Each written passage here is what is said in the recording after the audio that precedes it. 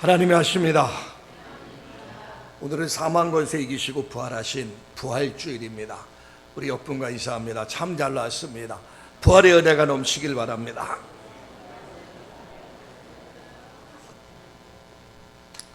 예수 그리스도의 부활은 죽음이 끝이라고 생각했던 모든 사람들에게 소망을 가져다주는 어마어마한 사건입니다. 우리가 오늘 이 말씀을 들을 때 지식적으로 듣지 말고 이것은 과거 2000년 전에 실제 예수님께서 이 땅에 오셔서 우리의 죄를 위해 십자가에 대속제물로 죽으시고 장사 지낸 바 되었다가 사흘 만에 부활하신 그 엄청난 사건에 대한 기록이에요. 너무 자세하게 오늘 본문에 기록되어져 있습니다. 예수님께서 이 땅에 오셔서 십자가에 못 박혀 죽으셨습니다. 우리의 죄와 허물을 짊어지고 예수님의 십자가에 못 박혀 죽으시고 장례를 치르게 됩니다. 그러니까 그 당시의 장례법은, 유대인들의 장례법은 오늘날 우리와는 좀 다릅니다. 우리는 매장을 하지만 그 당시의 장례는 동굴 속에 시신을 갖다 안치하고 입구를 막습니다. 그래서 한 사람 한 사람 들어가는 것이 아니라 가족묘 형식으로 해서 동굴 속에 시체를 이렇게 안치를 합니다. 예수님의 장례도 마찬가지예요. 예수님의 십자가에 달려 죽으실 때 그 당시 아레마다 사람 요셉이 자기가 쓰려고 했던 그와 같은 무덤에 예수님의 시신을 안치해 놓게 됩니다. 근데 오늘 이 본문 말씀에 보면 예수님의 시신이 안치된 그곳에 오늘 여기 본문에서 보면 큰 돌로 예수님의 무덤 입구를 막았다고 하고 로마 군병들이 빌라도의 직인으로 동굴을 임봉했다고 하고 로마 군인들이 지켰다고 이야기합니다. 근데 사실 이와 같은 것은 예수님의 부활을 더 확실히 증거하는 하나의 결과가 됐습니다. 거기 오늘 우리가 읽지는 않았지만은 우리가 27장 마태복음 27장 그 62절 63절에 보면 그 말씀이 나옵니다. 그 이튿날 준비일 다음 날이라 대제사장들과 바리새인들이 함께 빌라도에게 모여 이르되 주여 저 속이 든 자가 살아있을 때에 말하길 내가 사흘 후에 다시 살아나리라 한 것을 우리가 기억하노니 그러므로 명령하여 그 무덤을 사흘까지 굳게 지키게 하소서. 그의 제자들이 와서 시체를 도둑질하여 가고 백성에게 말하되 그가 죽은 자 가운데서 다시 살아났다 하면 후의 속임이 전보다 더 클까 하나이다.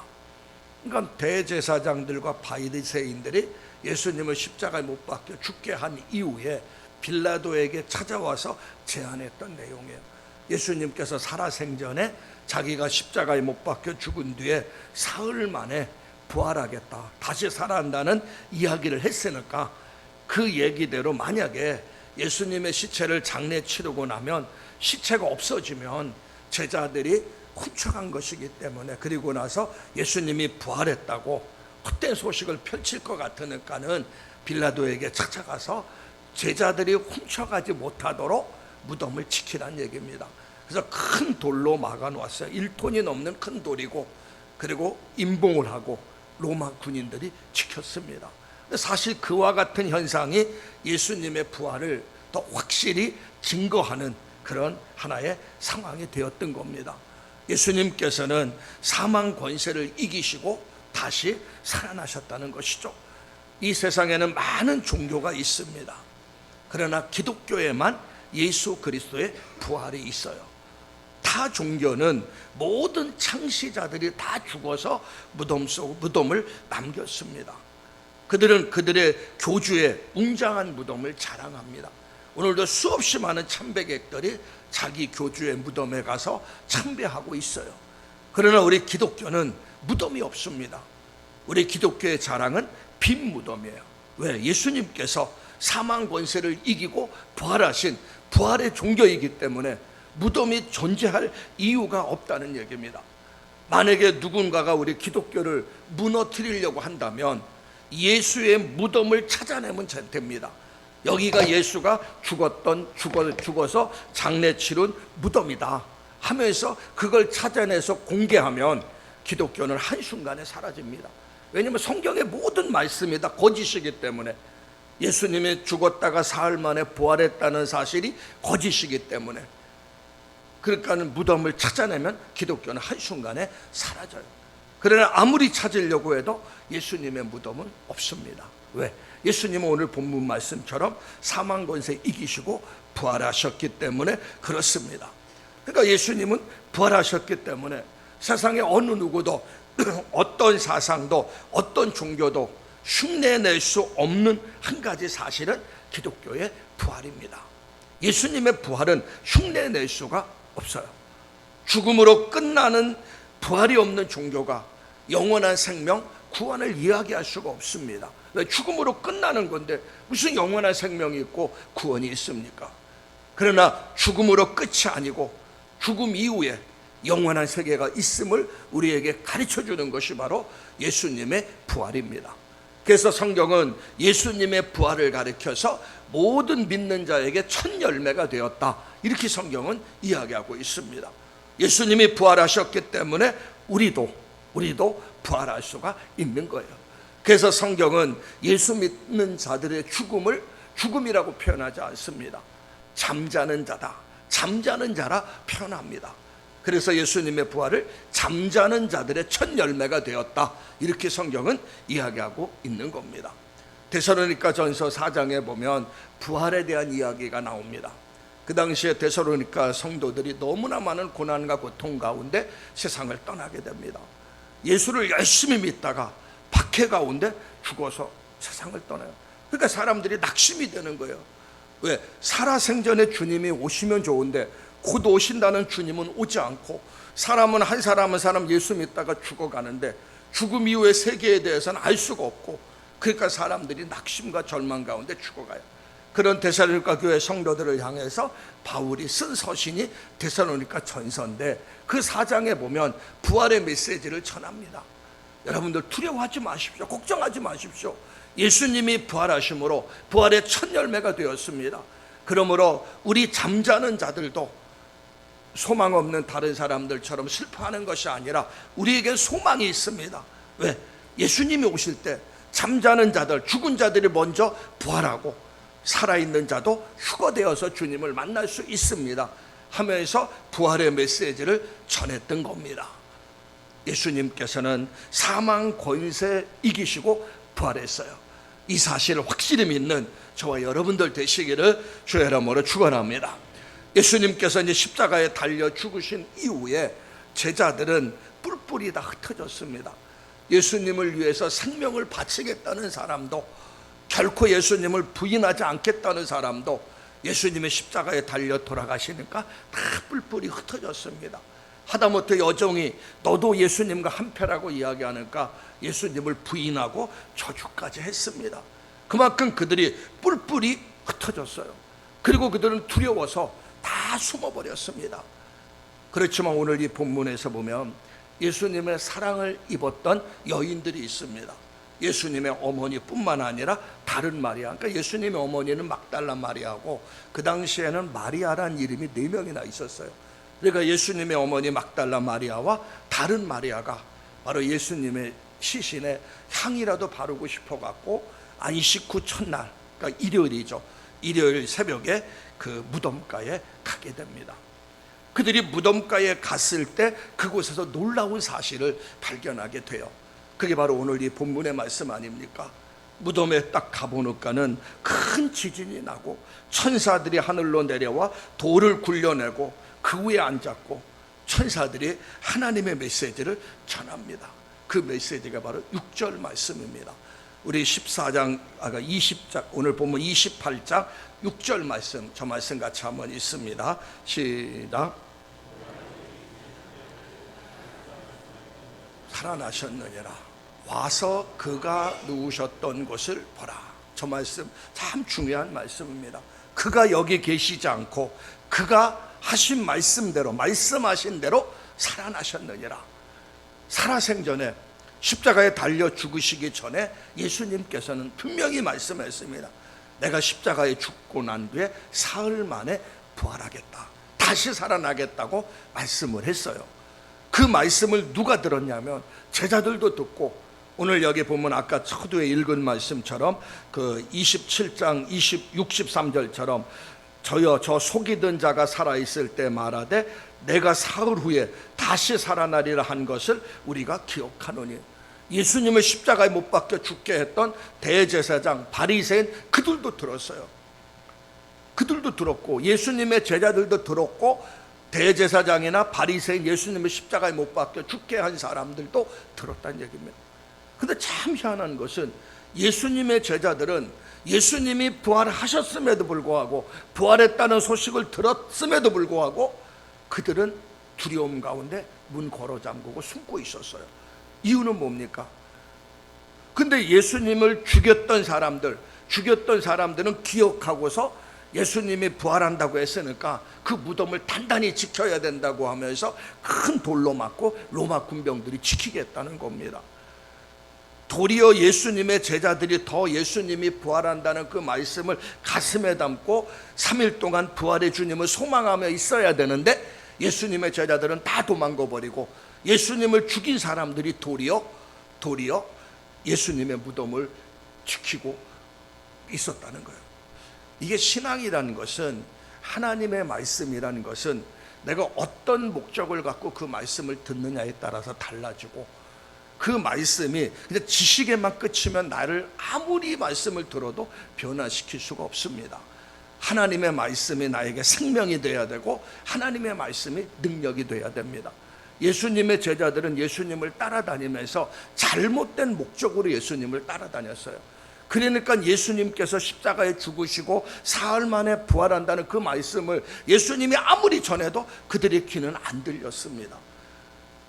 그렇지만 대제사장이나 바리새인들은 그들은 어떻게든지 예수님을 죽이려고 하니까 목적을 갖고 죽이려고 하는 목적으로 가득 예수님을 하는 행동을 보니까 그 예수, 자기들이 죽이려고 하는 예수가 죽었다가 사흘 만에 살아난다는 얘기를 하는구나. 그러니까 저거 차단시켜야지 하면서 그들은 그 빌라도에게 찾아가서 무덤을 지키라고 이야기한 것이에요. 그러니까 바른 목적을 갖고 예수님을 따라갈 때 하나님의 말씀이 들려지게 되고 그 말씀이 내게 생명이 되는 겁니다. 우리가 이렇게 교회 와서 주일날마다 예배를 드릴 때 바른 목적 갖고 예배를 드려야 됩니다. 우리가 하나님을 믿는 목적이 뭡니까? 내가 죄 용서함 받고 하나님의 자녀가 되고 영원한 생명을 얻는 것이 목적이에요. 그 목적 갖고 바르게 귀를 열어서 하나님의 음성을 들으시기를 주의 이름으로 축원합니다. 오늘 여기 6절 말씀, 그가 말씀하신 대로 살아났느니라. 저는 이 말씀이 가장 은혜스러워요. 죽기 전에 자기가 죽었다가 사흘 만에 부활하신다는 그 사실을 이야기하고 그 사실 그대로 말씀하신 그대로 살아났지 않습니까? 그 말씀하신 그대로 살아났다는 의미는 두 가지 의미가 있어요. 하나는 뭐냐면 이 말씀, 성경 말씀은 거짓이 없다는 것.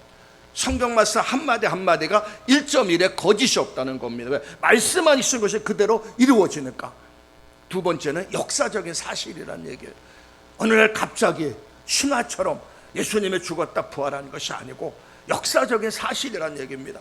과거 2000년 전에 예수님께서 말씀하신 대로 살아났다는 것은 성경 말씀은 역사적인 사실임을 우리에게 가르쳐주고 있습니다. 자, 여인들이 처음에 무덤가에 왔을 때는 그들 속에서는 두려움, 걱정, 근심이에요. 왜? 무덤 입구가 큰 돌로 막혔다는 것도 알고 있고 로마 군인들이 지키고 있다는 것을 여인들도 알고 있어요. 그러니까 막상 무덤에 가지만은 그 무덤 안에 어떻게 들어갈 수가 있습니까? 예수님의 시신에 향품을 바르려고 했음에도 불구하고 향품은 가지고 갔지만 예수님의 시신에 향품을 바를 수는 없어요. 큰 돌이 거기 막혀 있고 로마 군병들이 지키고 있기 때문에. 그렇지만은 주님을 사랑하는 마음이 너무나 뜨거우니까 예수님 앞에 예수님의 묻힌 무덤에 간 거예요. 근데 무덤에 딱 간 순간 놀라운 일이 벌어졌지 않습니까? 무덤의 돌은 굴려지고 천사가 그곳에서 너희가 찾은 예수는 부활했다는 부활의 소식을 전하니 이 여인들은 정말 너무나 놀라운 사실을 경험하게 된 겁니다.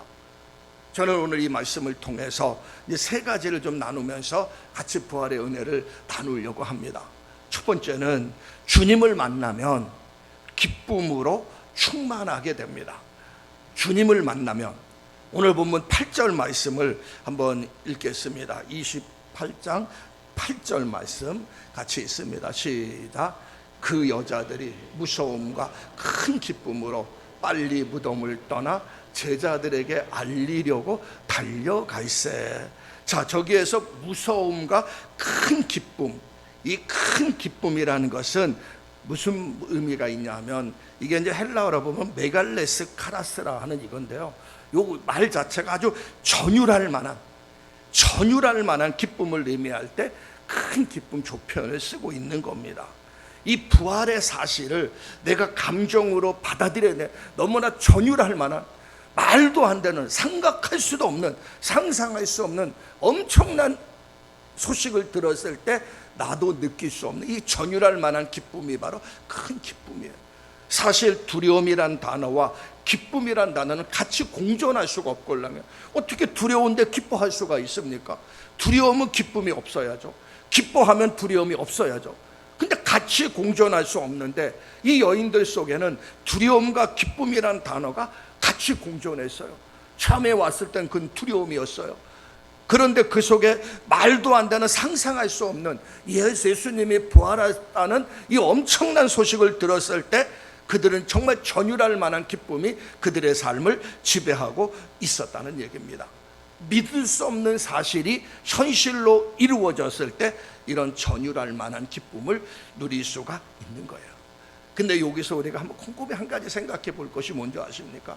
아까 대제사장이나 바리새인들은 예수님의 제자들이 예수님을 시신을 훔쳐갈 것이라고 하면서 빌라도에게 찾아와서 무덤을 지키라고 했어요. 그런데 왜 이 여인들은 예수님이 부활한다는 그 사실을 믿지 못했을까? 이 물음 던질 필요가 있습니다. 분명히 예수님은 말씀으로 수없이 내가 사흘 만에 부활할 것이라고 얘기했고, 대제사장이나 바리새인들도 그 사실을 알고 있는데 왜 무덤에 찾아오는 이 여인들은 예수님의 부활을 믿지 못했을까? 알지 못했을까? 듣긴 들었을 거예요. 왜? 대제사장이나 바리새인도 들으니까. 듣긴 들었지만 그것이 그냥 주의 깊게 들은 것도 아니고 분명한 목적 갖고 들은 것도 아니기 때문에 그냥 흘려버린 겁니다. 흘려버린 거예요. 그러니까 우리가 신앙생활하면서 이렇게 하면 안 됩니다. 주일날마다 하나님 전에 나올 때마다 말씀을 잘 주의 깊게 들으면서 오늘도 하나님이 나에게 무슨 말씀하시는가 말씀을 듣고 그 말씀대로 움직여 나가면서 하나하나 신앙생활 전진해 나가시기를 주의 이름으로 축원합니다. 자, 아무튼 두려움 가운데 있던 이 여인들이 부활의 주님을 목격을 했어요. 천사들을 통해서 부활의 소식을 들었고 또 실제 갈릴리로 가다가 부활의 주님을 만나게 됩니다. 여기 본문에 보면 그 부활의 주님을 만난 모습이 나오죠. 9절 말씀에 보면 예수께서 그들을 만나 이르시되 평안하냐 하시거늘, 그러니까 부활의 주님을 만나게 됩니다. 부활의 주님을 만난 그 순간 그들은 두려움은 사라지기 시작합니다. 기쁨이 그들 속에 차고 넘치게 돼요. 그래서 갈릴리로 향해서 부활의 소식을 향해서 쉼없이 달려갑니다. 오늘날 우리가 신앙생활하면서 신앙생활에 힘이 없고 무기력할 때가 있습니다.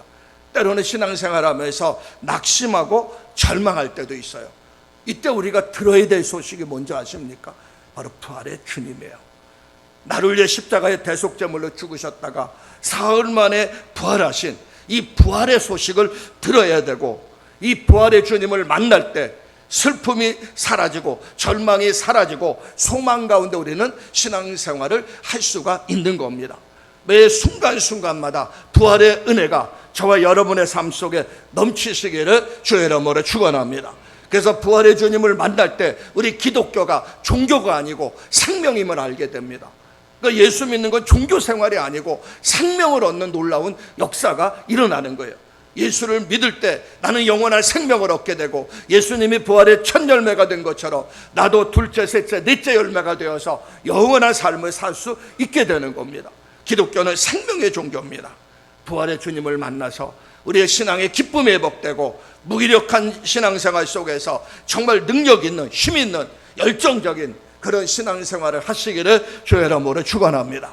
예수님이 부활하셨던 것처럼 우리도 부활할 수가 있어요. 그 예수 믿는 사람에게서 죽음은 두려움의 대상이 아닙니다. 죽음을 능히 극복할 수가 있어요. 예수님이 사흘 만에 부활했던 것처럼, 부활의 첫 열매가 된 것처럼 저와 여러분도 부활의 소망을 갖고 이 땅에서 신앙생활 하시기를 주의 이름으로 축원합니다. 그래서 예수를 믿는 우리 속에는 기쁨이 넘쳐야 되고 감사가 넘쳐야 되고 행복이 넘쳐야 됩니다. 그러기 위해선 내가 부활의 주님을 만나야 그런 놀라운 은혜가 우리 삶 속에 이루어질 수 있는 거예요. 여러분, 철로역정이라는 책 다 알 겁니다. 우리 기독교가 성경 다음으로 많이 읽힌 책 중에 하나가 철로역정이에요. 지난번에 말씀드린 토마스 아 캠퍼스의 그리스도를 본받아, 이 책하고 또 이 철로역정 참 많이 읽고, 사람들이 철로역정을 통해서 많은 사람들이 변화되고 하나님의 자녀가 되었습니다. 이 철로역정의 저자는 존 버년입니다. 이 존 버년이란 이 저자는 우연한 기회에 회심을 하게 됩니다. 길거리를 지나가고 있는데 양지 바른 곳에 할머니들이 모여서 이야기하고 있어요. 너무나 할머니들 얼굴이 천사 같고 이야기하는 게 즐겁고 행복해서 이 존 버넌이 길을 가다가 길을 멈추고 할머니들의 이야기에 귀를 기울이기 시작했습니다. 근데 할머니들의 이야기가 무슨 이야기냐면 자기들이 받은, 하나님께 받은 은혜에 대한 이야기예요. 그 은혜에 대한 이야기를 하는데 그 할머니들의 얼굴을 보니까 너무 기쁨이 가득 찼고 행복한 모습이었어요. 그러니까 존 버넌이 더 집중해서 그 이야기를 듣는 거예요. 그 이야기를 들으면서 자신의 마음이 뜨거워지기 시작합니다. 자신의 마음에 감격이 나오게 돼요. 하나님 앞에 기도합니다. 그러면서 존 버넌이 회심을 하게 돼요. 그러면 그 할머니들이 무슨 얘기를 하는가? 바로 이 부활의 주님의 얘기예요.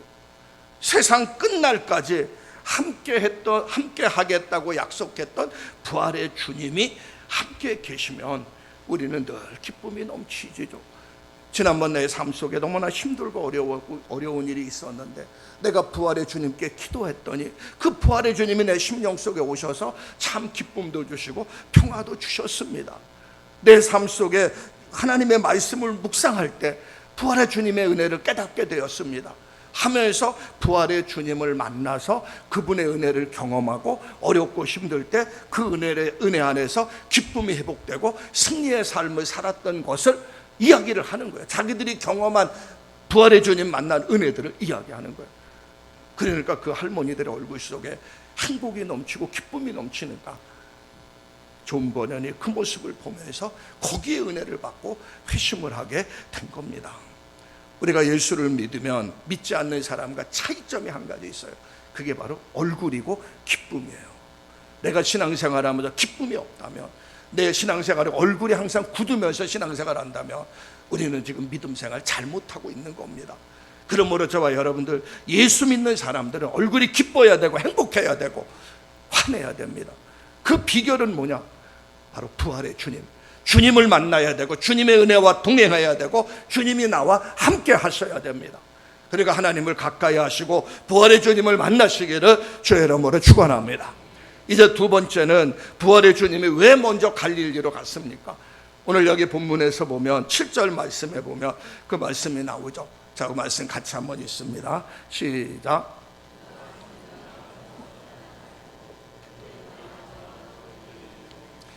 자, 너희보다 먼저 갈릴리로 가시나니. 죽은 자 가운데서 부활하신 주님은 갈릴리로 가셨어요. 자, 10절 말씀도 봅니다. 10절 말씀, 저 말씀도 같이 한번 읽습니다. 시작. 이에 예수께서 이르시되 무서워하지 말라.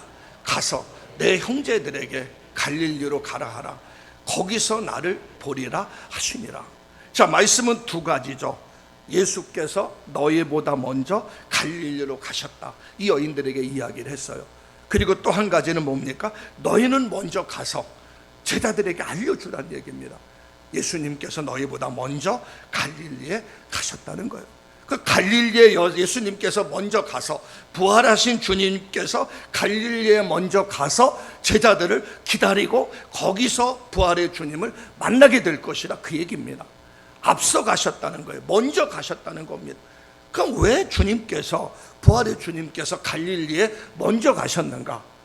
사실 부활하신 주님은 어린 시절의 추억이 있는, 태어난 곳은 베들레헴이고 성장한 곳은 나사렛입니다. 사람은 누구나 고향에 대한 그리움이 있지 않습니까? 그럼 자기가 부활했다면 나사렛으로 먼저 가야 정상 아닙니까?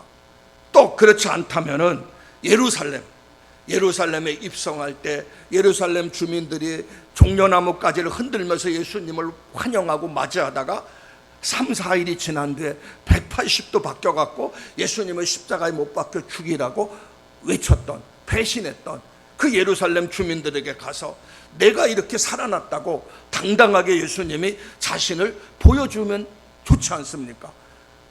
그리고 예수님을 십자가에 못 박으라고 내보낸 빌라도, 죄 없는 거 빤히 알면서 예수님을 십자가에 못 박혀 죽게 했던 빌라도에게 찾아가서 내가 이렇게 사흘 만에 부활했다고 외칠 수도 있지 않습니까? 그리고 자기를 십자가에 못 박혀 죽게 했던 바리새인, 사두개인, 대제사장, 이들에게 찾아가서 당당히 자신의 부활의 모습을 그들에게 보여주면 얼마나 좋지 않습니까? 그러니까 예루살렘으로 가서 그 모든 것을 할 수가 있어요. 그러나 부활의 주님은 예루살렘으로 가지 않았습니다. 어디 갔습니까? 오늘 본문에 보면 갈릴리로 갔다고 이야기합니다. 갈릴리. 왜 예수님께서는 자신이 나고 성장했던 나사렛으로 가지 않고 또 예루살렘으로 가지 않고 갈릴리로 가셨는가? 우리가 성경 사복음서를 쭉 보면은요, 예수님의 사역의 주된 사역지가 어디냐면 갈릴리입니다. 갈릴리를 무대 삼아서 그는 가르치시고 복음을 전하시고 모든 병든 자를 고치시고 약한 사람들을 치료하시고 귀신을 쫓아내고 주된 사역이 갈릴리예요.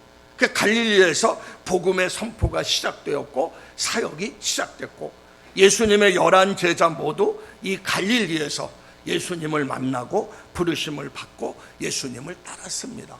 그러니까 이 갈릴리 지역은 예수님을 믿고 사랑하고 따랐던 그 사람들이 있는 곳이에요. 그런데 그런 사람들이 있는 곳인데 예수님이 십자가에 죽으셨어요. 자신들을 고쳐주시고 자신들을 치료해 주시고 자신들을 불러주시고 자신들에게 사명을 맡겨주시고 자신들과 늘 함께 동고동락했던 예수님이 오늘날 예루살렘에 올라가더니 십자가의 대속제물로 죽으셨어요. 그리고 장례가 치러졌습니다. 그럼 갈릴리 사람들은 그 소식을 들으면서 어떤 생각이 듣겠어요? 깊은 절망, 탄식 가운데 갈릴리 사람들은 빠져 있었다는 얘기입니다. 그렇게 예수님을 따랐던 제자들도 뿔뿔이 흩어지게 되고 예수님의 사랑받았던 예수님을 소망 가운데 따랐던 갈릴리 사람들은 깊은 한숨이 가득 찬 상태에서 정말 절망 가운데 있었다는 거예요. 우리는 꼭 알아야 될 게 한 가지가 있습니다. 언제든지 인간의 끝은 하나님이 찾아오시는 기회가 됩니다. 내가 낙심하고 절망하고 힘들어할 때 그때가 바로 하나님이 찾아오는 기회가 돼요. 오늘 갈릴리 사람들도 마찬가지입니다. 그래서 부활의 주님은 자신을 사랑하고 믿고 따랐던 갈릴리 사람들, 그들이 절망과 낙심 가운데 있기에 그들에게 찾아와서 그들에게 소망을 주고 희망의 소식을 전하기 위해서 먼저 갈릴리에 찾아왔다는 겁니다. 그리고 예수님이 십자가에 달려 죽으실 때 도망갔고 부인하고 저주했던 예수님의 제자들, 예수님은 부활했지만 그들은 감히 부활의 주님을 만날 수가 없어요. 왜? 깊은 죄책감이 그들을 사로잡고 있습니다. 이미 사명은 다 잃어버렸어요. 예수님의 제자들이요, 그런 제자들에게 주님은 찾아가서 그들의 죄를 용서하시고 그들의 첫사랑을 회복시키시고 그들의 사명을 회복시키기 위해서 먼저 갈릴리로 우리 주님은 가신 거예요. 이게 바로 우리가 믿는 주님이란 얘기입니다. 갈릴리에 가서 너희를 본다는 그 말은 이미 제자들을 다 용서해 놓은 겁니다. 이미 제자들의 모든 걸 다 용서해 놓고 제자들을 기다리고 계시다는 거예요. 그럼 여기서 말하는 갈릴리가 어디냐? 바로 우리의 삶의 현장이 바로 갈릴리입니다. 예수님은 내 삶의 현장에 찾아오셔서 나에게 첫사랑을 회복시켜 주시고 믿음을 새롭게 출발시켜 주시고 우리를 용서하기도 하고 우리를 다시금 회복시키시는 분이 우리 주님이시라는 거예요. 그러니까 갈릴리에 찾아오신 주님께서 오늘날도 저와 여러분의 삶의 현장 속에 찾아오신다는 것, 먼저 찾아오신다는 그 사실을 믿고 부활의 주님을 만나시기를 주의 이름으로 축원합니다. 이제 세 번째는 부활의 주님을 만난 우리는 어떻게 해야 되는가? 오늘 본문 10절 말씀을 다시 한번 읽습니다. 10절입니다. 시작. 이에 예수께서 이르시되 무서워하지 말라. 가서 내 형제들에게 갈릴리로 가라 하라. 거기서 나를 보리라 하시니라. 자, 저 말이 참 중요한 의미가 있어. 가서 하라 하는 이 말은 원어로 뭐라고 이야기하냐면 떠나서 전하라는 얘기입니다. 여인들에게 우리 주님께서 맡겨준 말씀이 뭡니까? 부활의 주님을 만나자 발을 붙잡고 여인들이 주님을 경배합니다. 그럴 때 예수님께서 바로 이야기하는 얘기가 그거예요. 가서 하라는 얘기예요. 떠나서 전하라는 얘기입니다. 이 말이 뭡니까? 부활의 소식을 전하러 이제 떠나란 얘기예요. 부활의 소식을 전하러, 부활의 소식을 전하러 떠나란 얘기입니다. 우리가 부활의 소식은 우리가 예배의 자리에서 듣고 머물러 있어야 될 소식이 아닙니다. 부활의 소식은 반드시 전하는 사명의 자리로 나가야 될 소식이에요. 아직도 예수님이 부활했다는 소식을 듣지 못하고 낙심하고 절망하고 있던 제자들, 많은 사람들에게 가서 예수님이 부활했습니다 하면서 그들에게 소망을 심어주는 이 메신저가 되라고 우리 주님께서 우리에게 말씀하고 있는 겁니다. 그래서 우리는 담대히 나가서 부활의 소식을 전하는 증거자의 삶을 살아가야 된다는 거예요. 초대교회 수많은 예수님의 제자들이 그 박해와 환난 가운데서도 그들은 나가서 부활의 소식을 전했습니다. 저와 여러분도 이제 부활의 주님을 만난 우리는 부활의 소식을 전하러 현장에 나가서 하나님을 모르는 사람들에게 부활의 소식을 증거하며 삶을 살아가시기를 주의 이름으로 축원합니다. 누가복음 24장 13절에서 35절에 보면 엠마오로 가는 두 제자의 이야기가 나옵니다. 엠마오로 가는 두 제자. 예수님은 부활했어요. 예수님은 부활했는데 부활의 소식을 듣고도 그들은 엠마오로 내려가고 있어요. 누가복음 24장 13절 14절 말씀을 한번 봅니다. 저 말씀입니다. 한번 같이 한번 읽습니다. 시작. 그날에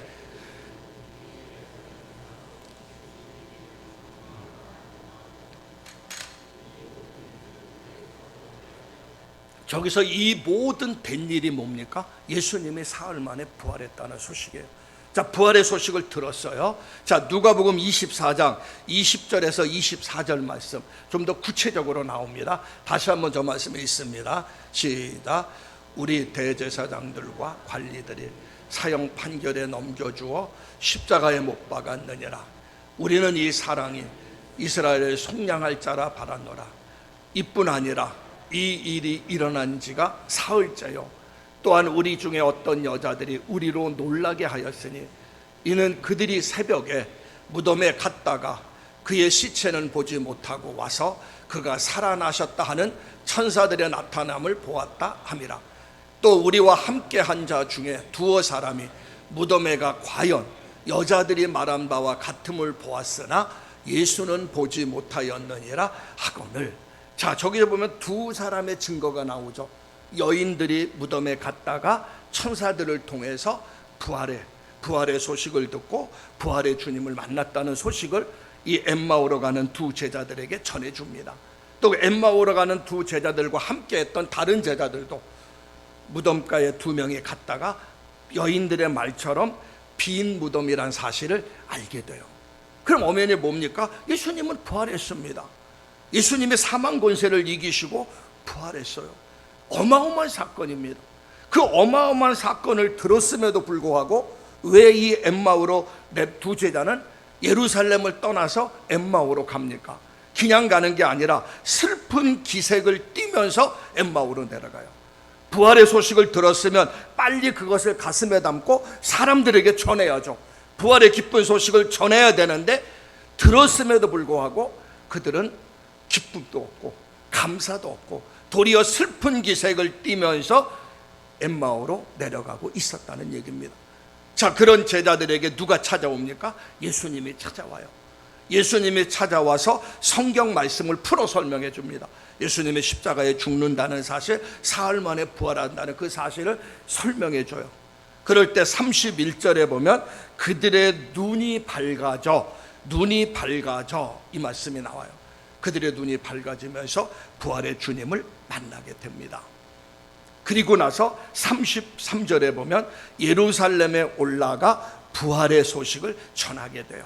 저기 보면 나오죠. 같이 한번 있습니다. 시작. 곧 그때로 일어나 예루살렘으로 돌아가 보니 11 제자 및 그들과 함께한 자들이 모여 있어. 자, 그들에게 가서 35절 말씀에 보면 그들이 부활의 소식을 전합니다. 저 말씀입니다. 같이 있습니다. 시작.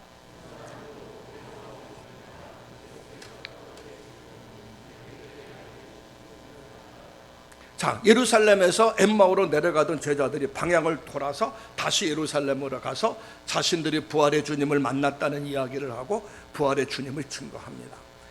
이미 예수님이 부활했다는 소식은 들었지만 슬픈 기색을 띠고 엠마오로 내려가는 그들이 다시 방향을 전환해서 예루살렘으로 올라가서 부활의 소식을 전하는 사람으로 만나게 됩니다. 부활의 소식을 들었지만은 슬픈 기색으로 내려갔던 사람이 부활의 주님을 만나고 나서 예루살렘으로 올라가서 증거합니다. 제가 왜 이 말씀 지금 강조하는 줄 아십니까? 듣는 것과 그 말씀이 나에게 실제 와닿는 것은 다릅니다. 그러니까 우리도 부활의 소식을 지금 말씀을 통해서 듣고 있어요. 그러나 말씀을 통해 아무리 들어도 부활의 주님을 내가 만나야 우리는 부활의 주님을 증거하는 증거자의 삶을 살 수가 있는 겁니다. 이 시간에 정말 부활의 주님을 만나시기를 주의 이름으로 축원합니다. 부활의 주님을 만나서 부활의 주님을 증거하는 믿음의 성도들 되시기를 주의 이름으로 축원합니다. 미타니 야스포라 하는 그 사람이 있습니다. 이분이 지은 책이 역전 인생이라 하는 이와 같은 책입니다. 이 책에서 보면 이분이 부활의 주님을 만났어요. 예수를 만났어요. 부활의 주님을 만나고 부활 신앙을 체험하고 그의 인생이 역전된 인생을 살았던 그 과정을 간증식으로 지어낸 책이 바로 역전 인생입니다. 자, 이분이 삶을 살다 보면 때로는 눈물의 계곡을 지날 때도 있었고 정말 힘들고 어려울 때도 많았어요. 근데 하나님께서, 부활의 주님께서 이분의 삶 자체를 기쁨과 즐거움으로 바꿔줬고 부활의 주님을 만나면서 모든 역경을 극복하면서 삶을 살았습니다. 그는 신앙으로 가네보 제약회사를 일본 최고의 기업으로 일군 최고 경영자입니다. 가네보 제약회사라고 해서 일본에서 최고 기업이에요. 그런데 45년 동안 이 가네보 제약회사에 재직하면서 3번의 좌천, 전출, 어려움을 겪었어요. 그러나 그 과정 속에 최우선의 신앙으로 무장했습니다. 오직 하나님 중심으로 무장했고 하나님 앞에 기도하며 나갈 때 하나님께서 그에게 경영 마인드와 전략을 주셨고 그래서 그 사업을 이끌어가면서 회장이 될 수가 있었습니다. 그 비결은 무엇보다도 그의 신앙과 기도였어요. 한 번은 그가 인사과장이 되어서 이제 모든 일을 처리하는 과정 속에 회사에서 지침이 하나 내려왔습니다. 기독교를 비롯한 모든 종교 시설은 종교는 회사에 있는 그 모든 것을 사용할 수 없다. 회사 안에서 종교 행사도 할 수 없고 종교 행위는 모든 것을 하지 못한다는 상부의 지시가 내려왔습니다. 그때 이 사람은 회사 사택에 살고 있었어요. 회사 사택에 살고 있기 때문에 모든 종교 행위가 금지되니까 회사 사택에서 매일 하나님 앞에 가정 예배를 드리는 그였는데 종교 행위를 할 수가 없으니까 가정 예배를 드릴 수가 없지 않습니까? 그래서 그는 회사에서 쫓겨날지 모르는 그 두려움 때문에 속으로 다짐하는, 난 가정 예배 이제 잠시 동안 못 드리겠다 속으로 다짐했어요. 속으로 다짐했는데 그때 이 사람의 마음속에 또 다른 음성이 들려온 겁니다. 네가 나를 배반하는구나. 내가 나를 배반하는구나. 그 음성이 들려오는 거예요. 그 음성이 들려올 때 마음이 너무나 아픈 거예요. 이제껏 경험하지 못한 큰 고통이 그에게 찾아왔어요. 그러면서 그는 하나님 앞에 통곡하며 기도합니다. 예수 믿는 자신이 예수님을 배반했다는 자책감 때문에 통곡하며 회개합니다. 하나님 앞에 모든 걸 고백하고 용서해 달라고 기도합니다. 그러면서 그가 결단합니다. 하나님, 저의 힘으로는 아무것도 할 수 없습니다. 온전히 당신을 따르겠습니다. 그 순간 그의 마음속에 평강이 찾아옵니다. 그때부터 그는 하나님 앞에 결심합니다. 하나님을 기쁘시게 하는 일이라면 절대로 타협하거나 양보하지 않겠습니다. 직장에서 더 열심히 전도했고 더 생활에 모범을 보였습니다. 그의 성실함과 능력을 인정받아서 가네보 회사의 회장이 되었습니다. 회장이 되었을 때 가네보 제약회사는 일본의 최고의 제약회사로 성장을 하게 됩니다. 그리고 나서 그 45년 동안의 직장 생활을 그만두고 본인은 사직을 합니다. 회사에서는 더 있으라고 만류했지만 그는 사직을 하면서 남은 생애 동안 영혼 구원의 사명에 전력하기 위해서, 부활의 복음을 온 땅에 전하기 위해서 회사를 사직하고 전도자의 삶을 살게 됩니다. 사도 바울이 그런 표현을 썼어요. 고린도전서 15장 14절에 보면 그리스도께서 만일 다시 살아나지 못하셨다면 우리의 전파하는 것도 헛것이고 너의 믿음도 헛것이라. 예수님이 다시 살지 못했다면 우리의 전파하는 것도 우리의 믿음도 헛것이라. 고린도전서 15장 9절에 보면 모든 사람 가운데 우리가 가장 불쌍한 사람이다. 그러나 예수님이 부활하셨기 때문에 우리의 믿음도 참이고 진리고 우리가 가장 행복한 사람이고 축복받은 사람입니다. 일본의 저명한 신학자 우치무라 간조는 그런 표현을 썼습니다. 예수님께서 십자가에 돌아가신 것이 내 죄 때문이라는 사실이 어느 날 갑자기 믿어지기 시작했습니다. 성령님이 내게 찾아오셨을 때 그분의 부활이 믿어지기 시작했고 나도 언젠가 그분과 함께 부활할 것을 믿게 되었습니다. 그는 그 고백을 합니다. 오늘 부활절 아침, 오늘 말씀을 통해서 예수 그리스도께서 여러분의 죄와 허물을 짊어지고 십자가에 달려 돌아가셨다는 그 사실을 믿음으로 받아들이길 바라고, 그리고 그 예수를 믿는 자는 사흘 만에 예수님이 부활해서 첫 열매가 된 것처럼 우리도 부활할 수 있다는 믿음을 갖고 신앙생활하는 저와 여러분들이 되셔야 됩니다. 기독교의 종착역은 십자가가 아닙니다. 부활입니다. 십자가 뒤에는 반드시 부활이 있습니다. 부활이야말로 거짓 종교와 참 종교의 갈림길이에요. 그래서 예수 믿는 사람은 죽음을 두려워하지 않습니다.